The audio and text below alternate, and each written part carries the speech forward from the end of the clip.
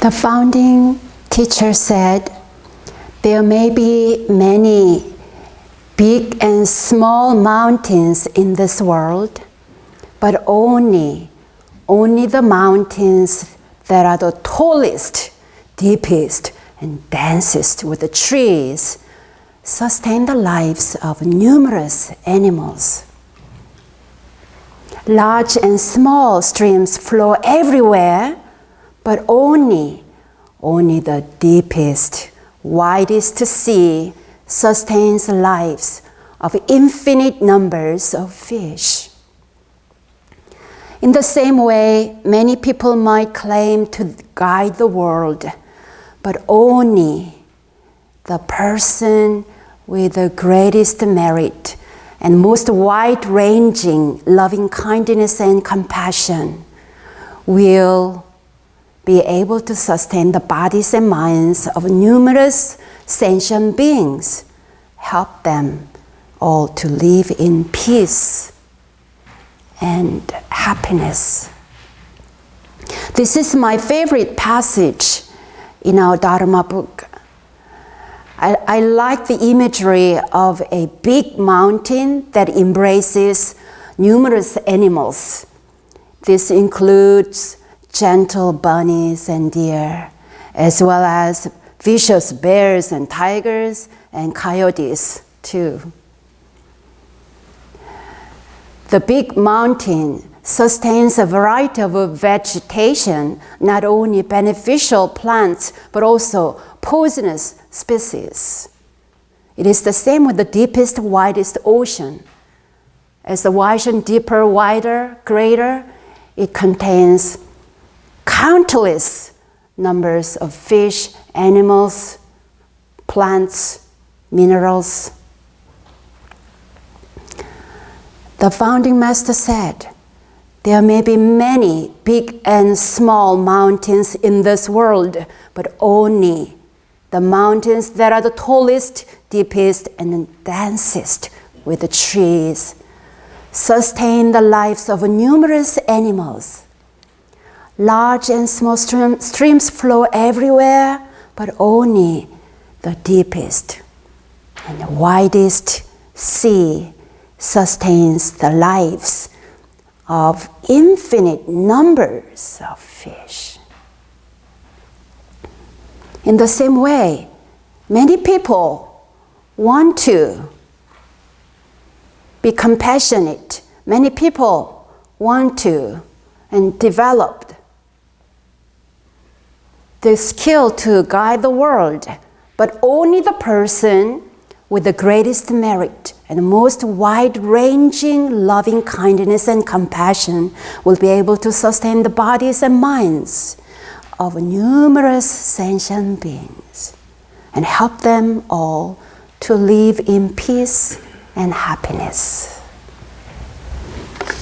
It is my ideal to expand my loving compassion like a big mountain and great ocean, but I have sometimes found myself challenged to maintain this aspiration.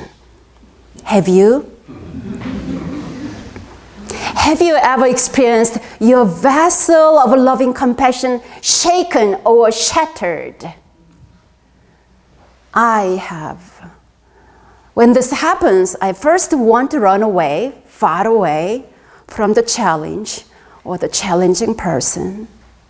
I experience burnout. I start to feel that I'm not a good Dharma teacher. I see the reality of my limitations. Being compassionate may be simple, but not always easy. Last Saturday, some of you had an opportunity to meet Mother Reverend Kim, who was visiting from Korea for the World Scout Jamboree happening in West Virginia. Last 5 days, I was happy and honored to spend time with her. I have known Mother Reverend Kim since my college days. And she is a human being who truly, truly embodies loving compassion. She has been like a mother to me.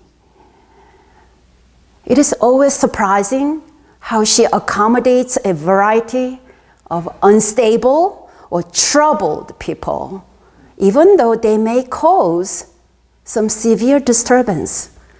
She always has a way to accommodate them and help them to grow.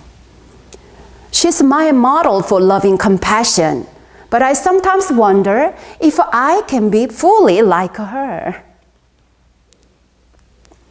During her visit, I asked, how can I maintain loving compassion for people who trouble me or disturb the harmony of our temple community?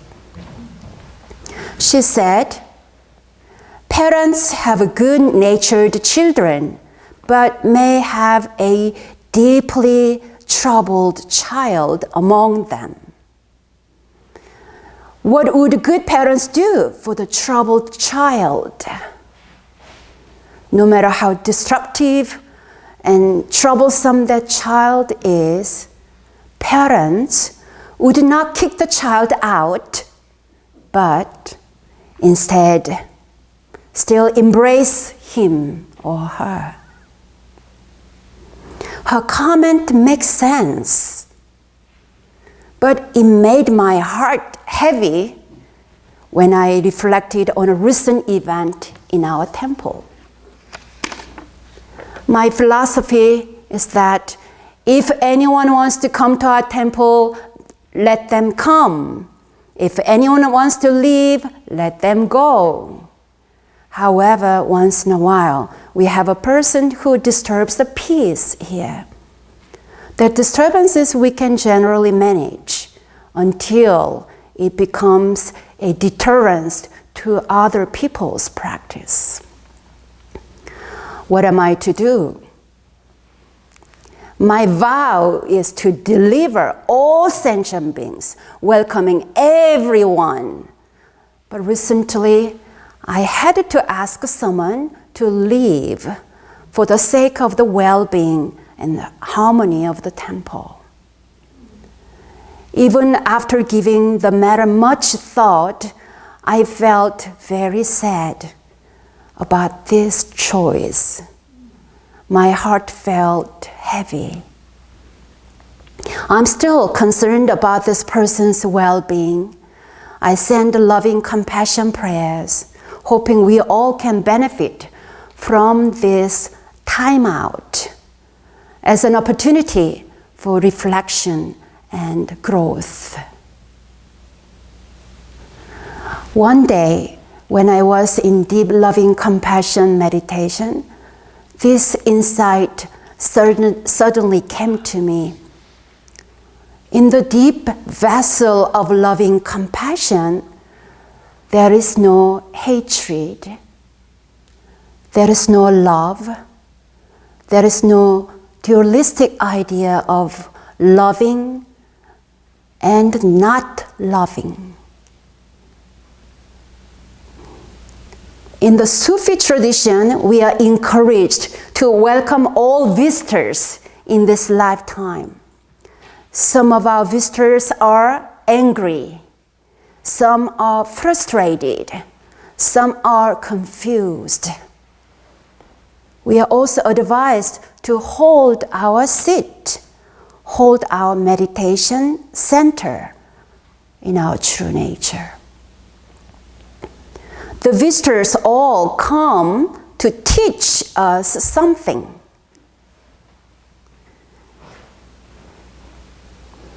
The 13th century Iranian poet Rumi says like this, "Be grateful for whatever comes, because each has been sent as a guide from beyond." The difficult person came to my life to teach me to expand my practice of loving compassion. What is needed? What is needed to skillfully practice loving compassion? 1, know yourself. Know yourself. Know that at times you have been a difficult person too, and that you can still be difficult.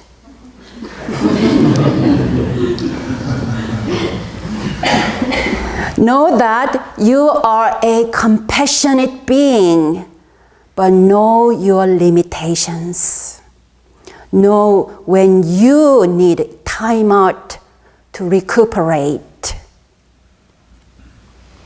2, know others.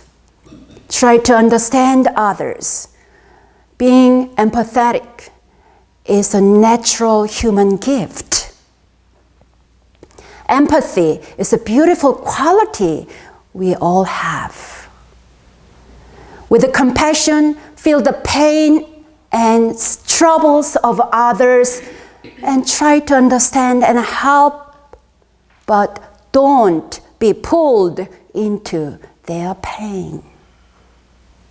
Respect the fact that others need their own time out.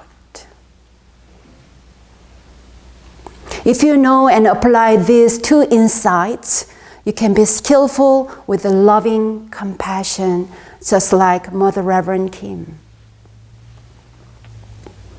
Buddhahood. Buddhahood is composed of 2 qualities. Anyone knows? Loving compassion and the application of a skillful wisdom. Buddha is compassionate. Buddha is wise. These 2 qualities are mutually grounded. Buddha is wise. Buddha is compassionate. Mother Reverend Kim said that wise ones know how to empty the mind and become like the empty open sky. Then we are wise one.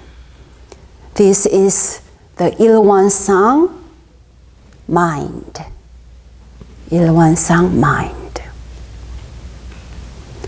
Each of us has the capacity for loving compassion. If this capacity is compared with the image of a circle, we can visualize how wide the circle is. Please draw a circle with your hand and show your capacity. Try not to hit the person next to you.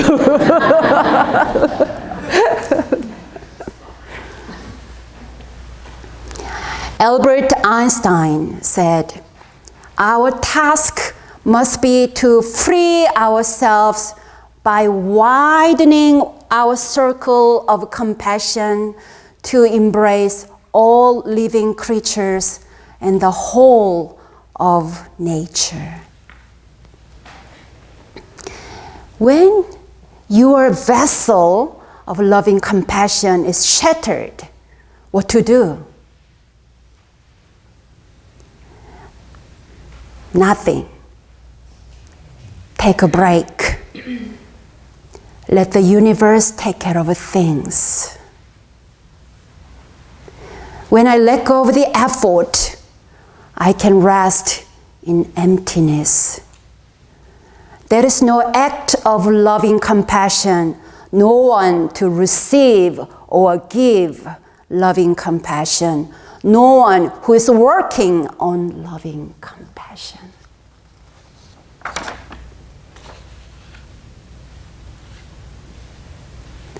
How can you practice loving compassion with a difficult person?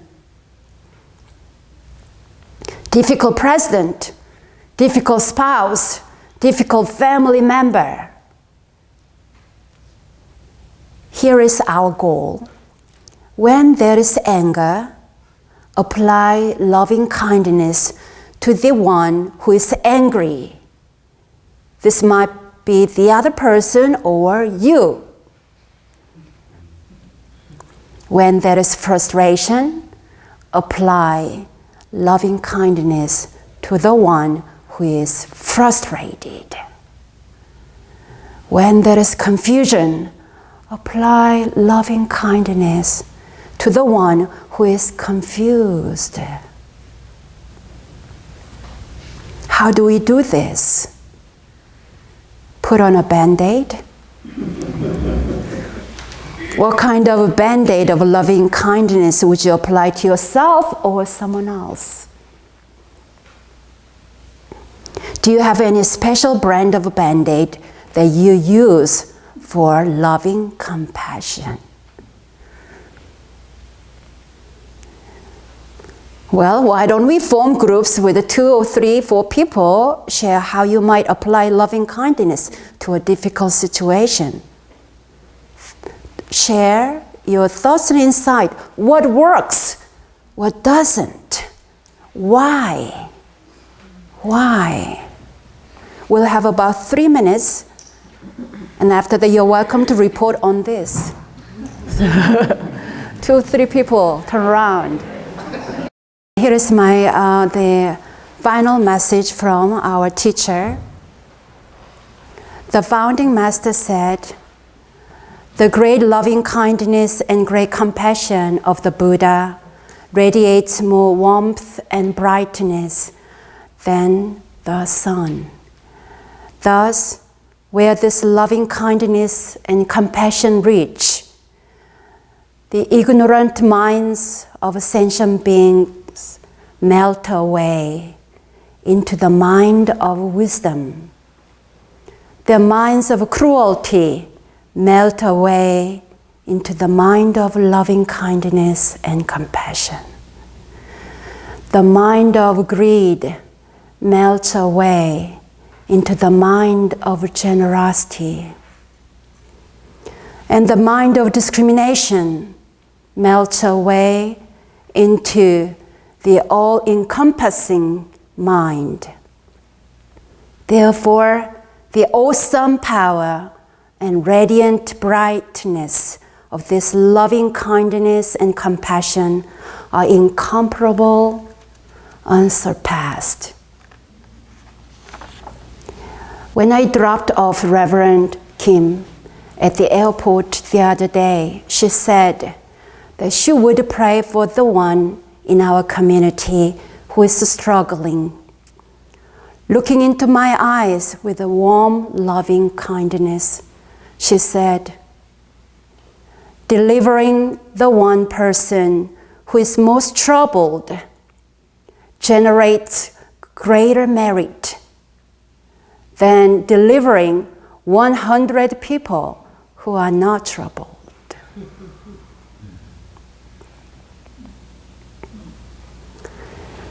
Now, dear friends, you are invited to spend a moment in loving kindness meditation for someone with whom you have a challenge or difficult. If you don't have anyone, you are lucky.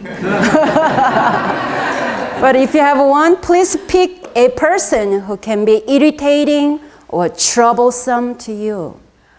Invite the image of the person to be present, or you are welcome to visualize the person sitting right in front of you, receiving your metta, loving kindness meditation.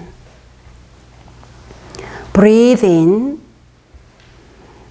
feel your loving heart.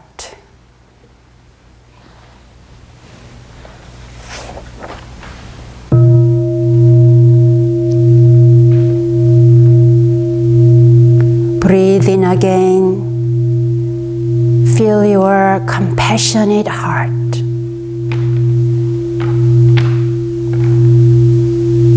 Breathe out and release your loving energy toward that person.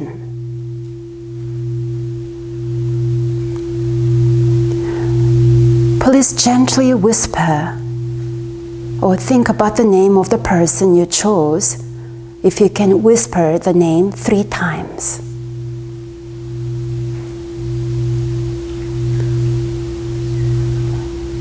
Now repeat after me. May you be filled with loving kindness. May you be filled with loving kindness. May you be safe from inner and outer dangers. May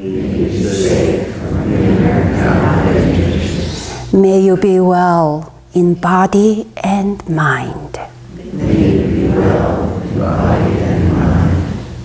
May you be at ease and happy. May you be free. May you be free.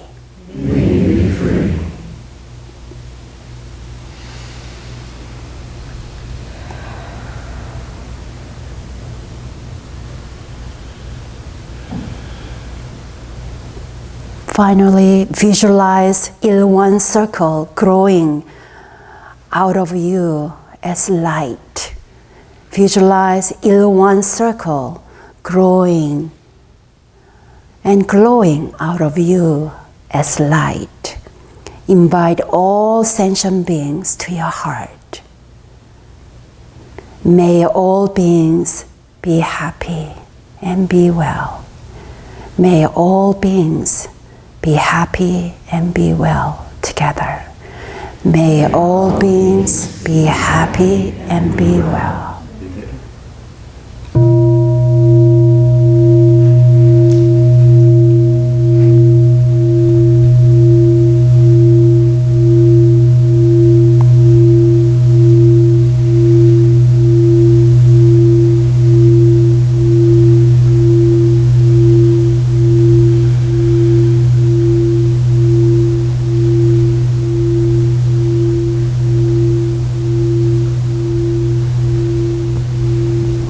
Thank you.